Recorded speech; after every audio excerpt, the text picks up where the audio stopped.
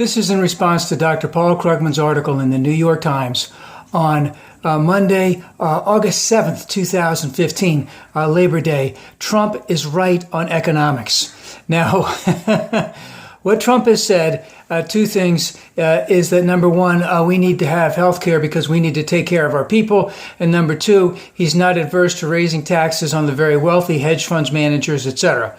Now, this is heresy over in the Republican side. And of course, Trump is sucking the air out of everyone. The biggest one that Trump is going after right now, because he's going for the kill, is for Jeb, where he's slamming him on every opportunity that he can.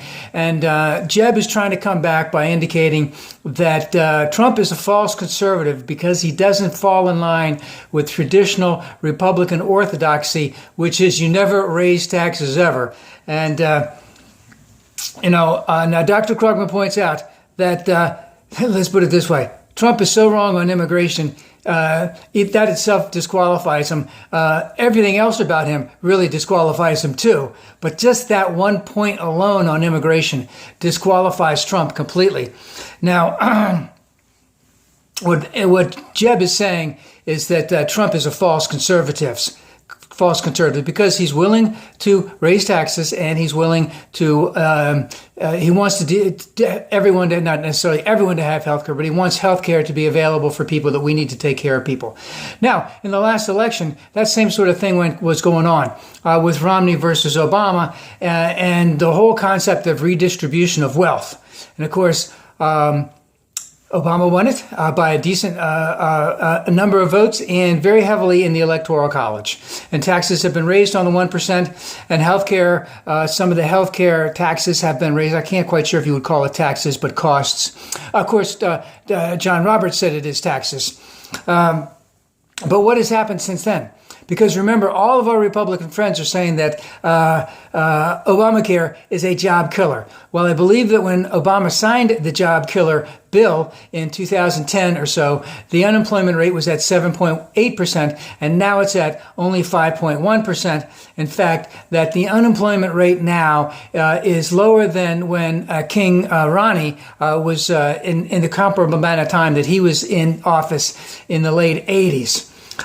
So there's now there is some truth to what Trump is saying. Now, I would point out that I did listen to Grover Norquist this morning, who indicated that he's not necessarily upset with what Trump has said because he has gotten an indication from Trump's office that these are going to be offset taxes, that whatever is increased on this side is going to be lowered on this side, so there's a negligible amount of taxes. Now, a progressive tax would be raise it up here and continue to keep the other taxes in place and start using that money to make America better, as Trump would say.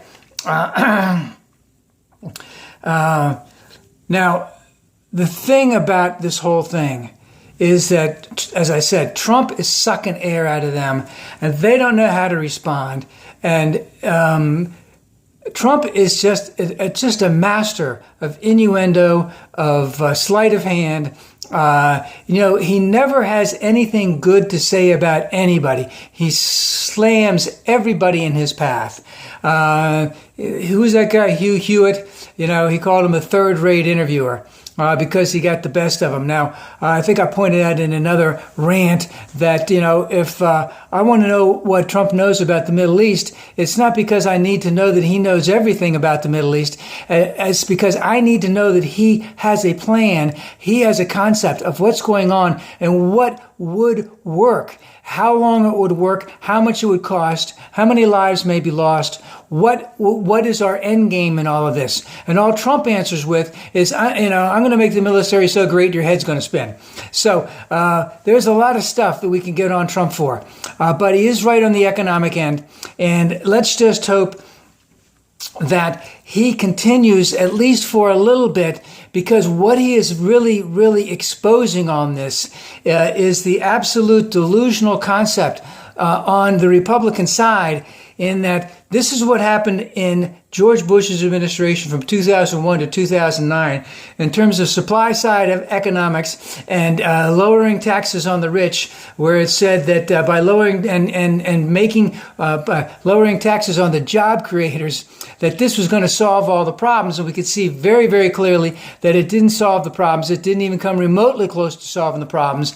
And there was a huge hangover when Obama got into office. And how many jobs has Obama created since of course, there was jobs that he lost right at the beginning, but it's like 6.5, 7 million jobs. Incredible amount of jobs, because how many jobs overall did Bush have? Because he started out down a little bit, then it went up a little bit, then it went way down. So he only had about 1 million jobs that were actually net gained during his administration, where Obama right now has, I believe, 6.5, 7 million right now. And of course, more jobs have been created since then, but he had to offset the jobs that were lost when he first came into office, the hangover from the Bush administration. So this whole supply side thing is being exposed by Trump. And of course, it exposes the hypocrisy of it, is that they really don't want to help people. They just want to help the rich.